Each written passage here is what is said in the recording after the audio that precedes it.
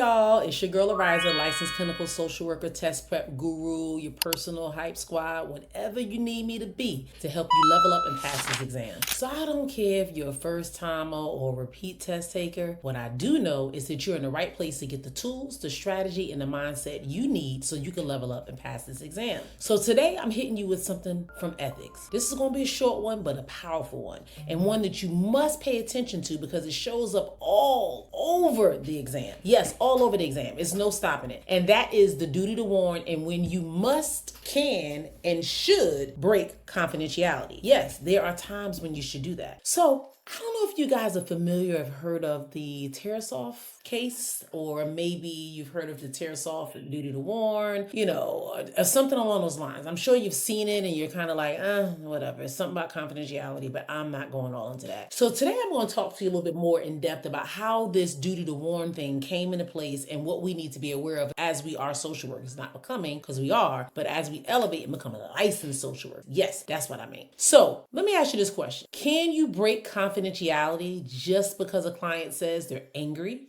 No. But there are moments when you're legally and ethically required to act, or you can be held liable. So take this ride with me, listen carefully so you can know what to do the next time your client is in session or you're working with someone and they start talking a little different. And I'll let you know what that different means. All right, guys, real quick. I'm always talking about the community, the LCSW vibes. We're leveling up. And this is the sneak peek of the community. As you can see, it's on and popping. We got a lot happening. I got ethics over here, human development, or study guides that you guys asked me about on the YouTube channels. All right there. Test questions. You just want to level up and learn and see if you can answer those questions. I'm testing your knowledge. Let me go back to the home screen. If you want to learn more about what services I offer and what other things are there, that is where you go to the learning tabs. We leveling up. So why don't you join so you can level up too? All right. So the Tarasoff case is the one that changed everything. I'm going to break that down for what it means and for you and what it means for me and what it also means for the exam. Me and you the same thing because we're both social workers. However, I'm going to let you know how to apply to the exam as well. So what is the Tarasoff rule? The Tarasoff versus Regents of the University of California case took place in 1976. It set a legal precedence after a student shared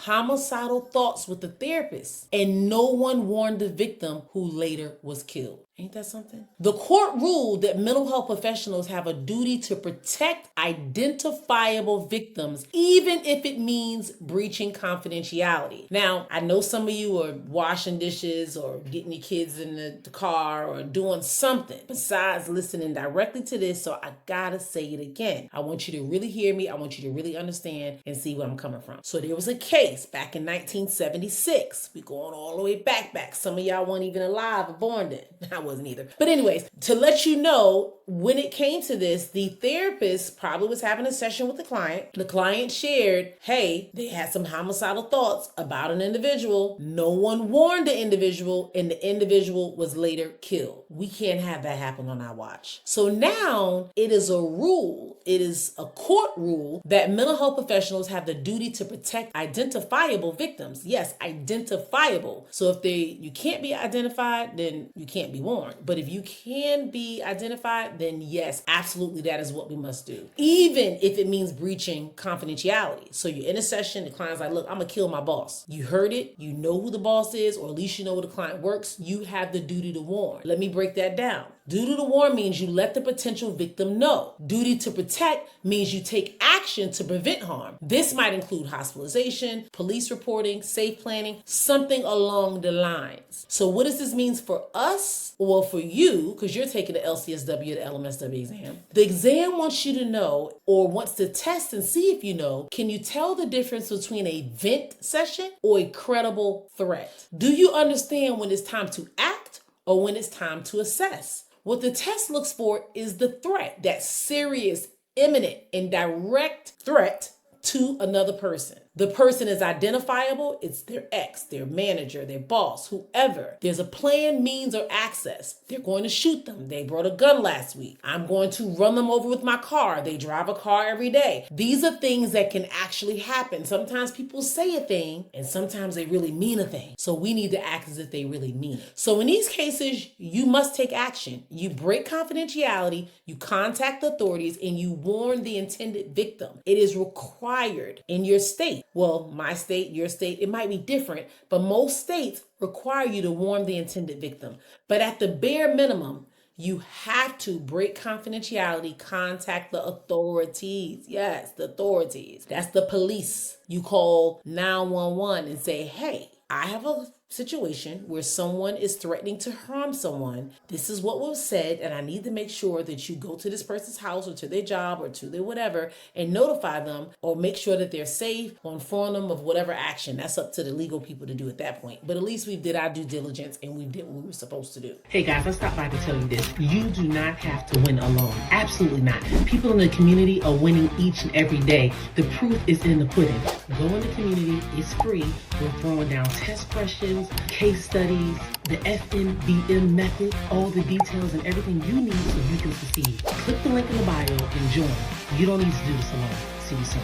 All right. Now, there's some common exam traps that I don't want you to fall for, and that is breaking confidentiality too soon. The client's angry, they're venting. You don't act unless there's a credible threat. No acting when there's no plan. No acting when there's no plan. No acting when there's no plan. Because I don't want you guys saying LCSWVIBES, Coach A, Ariza, whomever you call me or refer to me says that, hey, if a client's angry, you go ahead and report it. Because that's not what I'm saying. Rewind the video so you can get it all. Because that's not what I'm saying. And you're not trying to get me caught up. Because this is pretty serious. All right. So not acting when there's a plan. Not acting when there is a plan. That can be a problem. So if there's, say for instance, a client is telling you, hey, I want to do this, or I'm thinking about doing this, there's a plan or there's a mean to act, you must step in and intervene. Even if you want to keep rapport with the client, you're just connecting with them, you want these sessions to continue to be marvelous and everything just to flow and, all these things, you have this great connection, but the client is making a threat to someone and someone's life is in danger. So we need to stop, hear what was being said, and we need to act. That is a must. That is a must, guys. Absolute must. All right. We have to understand that we have to choosing processing our feelings over reporting. We process our feelings later. We report now. If danger is imminent, therapy comes second to the safety. The best practice usually look like consult with the supervisor and warn the potential victim, contact authorities due to serious credible threat, breach confidentiality due to imminent danger. Yes, those are the things we typically see. So let me drop a question for you real quick. Make sure you've been listening. A client tells a social worker, I'm going to stab my ex-boyfriend if I see him again. I brought a gun and I know where he works. What should the social worker do first? A, discuss the consequences of violent behavior. B, maintain confidentiality and continue to explore feelings. Or C, contact the authorities and warn the ex-boyfriend. Are you studying for the LCSW or LMSW exam? Don't waste time on the wrong prep. Try my test prep program for free with a full module that gives you the real strategies, the real practice, and real results. Plus, you get access to my exclusive test prep community where you'll find support, study material, and accountability. No risk, no stress, just results. Click the link in the bio so you can get ready to win with the winning team. I know I gave it away. It's C. Why? There's a specific threat, there's a weapon, and there is an identifiable target. This meets the threshold for breaking confidentiality and initiating a protective action with the person. So here are those buzzwords or those key indicators. I'm gonna start saying that instead of buzzwords. I want you to know when you hear these on exam. Client expresses intent to harm someone and they name them. Client has access to a weapon. They have an identifiable target. There's a clear plan, a timeline. There's a threat. There's imminent danger. Safety concern overrides confidentiality each and every time. I'm telling you exact examples, exact verbiage, and exact terms you need to hear and understand. So remember, Tarasoff isn't just a law, it's a mindset shift. Your primary duty is safety. So when in doubt, ask. If there's a threat, specific, real, and imminent, the answer is yes. You move on to the next step, and that is acting, reporting, informing them, letting them know. If this video helped you and you understand the Tarasoff duty to warn and all that good stuff way more than you did before, make sure you like, subscribe, send it to a friend. This video was hella short in comparison to the other ones that I have been doing because I wanted to make sure you just understood truly and clearly what it means to actually utilize the duty to warn and the Tarasoff rule when it comes to taking this exam. So again, I hope this was hella helpful. I hope you got everything you needed out of this video. Make sure you like, subscribe, tell a friend, do all of that good stuff. I love how you guys are leveling up. Make sure you join the the community, www.arizahillman.com. Continue to do that. I do want to take a moment to thank everyone who has actually taken time and joined my YouTube channel. Yes, my plan is to go live with you guys each and every week, so make sure you get your questions together, make sure you respond, make sure you let me know.